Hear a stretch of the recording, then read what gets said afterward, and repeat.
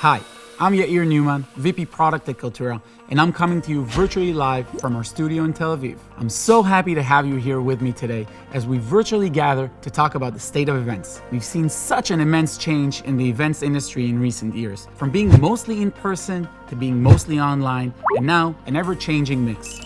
In the next few minutes, we'll talk about the latest news from the world of events based on fresh data from a survey we ran this year, similar to the one we did last year. We asked both event organizers and attendees about their experiences, their plans, their challenges, and their content preferences. Today, we can confidently say what we already believed, but is now backed up by data. Virtual events are attendees' tool of choice when content is important, when they want to develop their skills and expand their horizons. With no travel time, enriching yourself has never been more accessible. In-person events are perceived as more social and routine-breaking. Take yourself, for example, attending an event in a new city, taking 48 hours off, finding where to stay, meeting new people in the industry. Oh, and then there's that one session that you have to attend. Content matters, just less. Now, in-person events are important, but the survey shows that marketing strategy is no longer complete without virtual events. In fact, 74% of event organizers say that virtual events are the most important part of their strategy. And 93% of event organizers have a backup plan for pivoting an in-person event to a virtual one, in case they have to.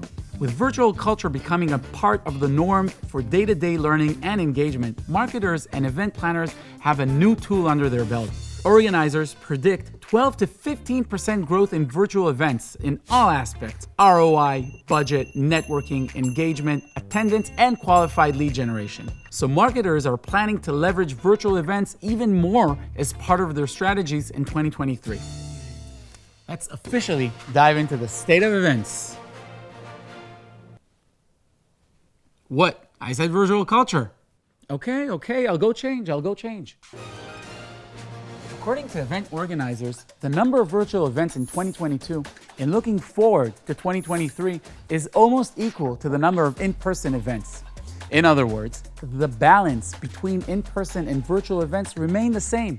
We can tell that the world of events doesn't really divide into in-person or virtual events, since both seem to have a right to exist on their own and in parallel. When asked which formats of events attendees would opt for, they've shown interest in both virtual and in-person experiences. Keep in mind, the type of experience may not be the only factor in that decision.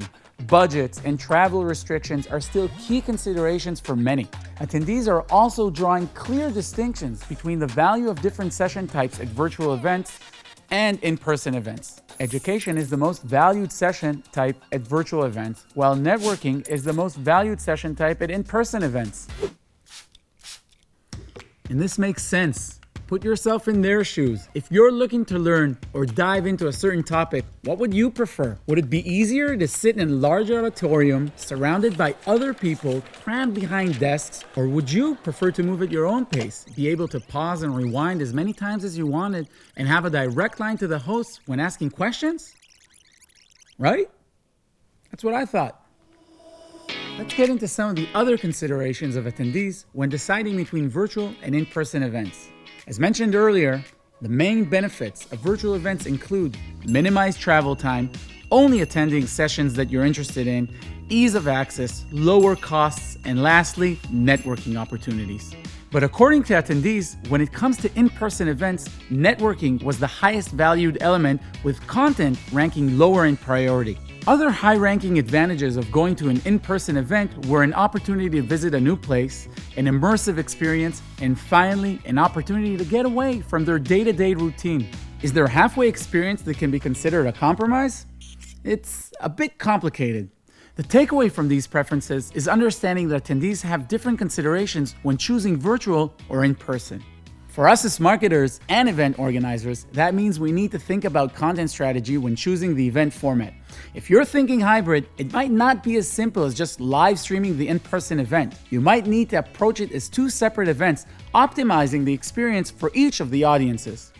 What about your experiences? Write to us in the chat how your team is coping with these challenges. We'd love to hear about it. And I'll wait.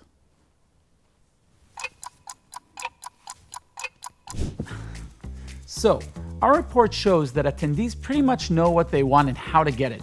But what about event planners? I'm glad I asked. The top challenges for event planners are relevant to both virtual and in-person events.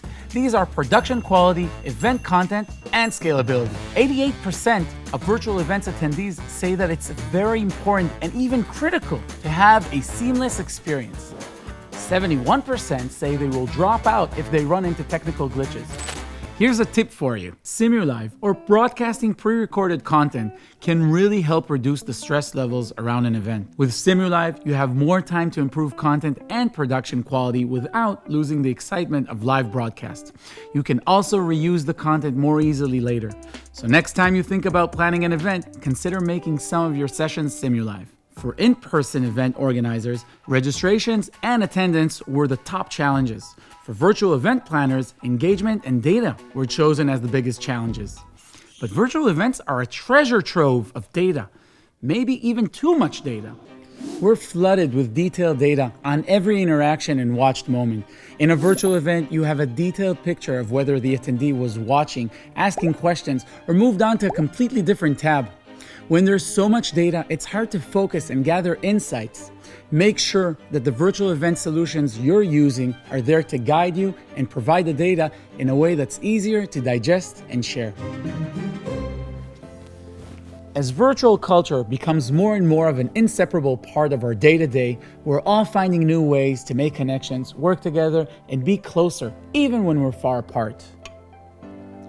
Virtual events have become integral to how we connect, both for you as marketers and event experts, and for you as audience and attendees.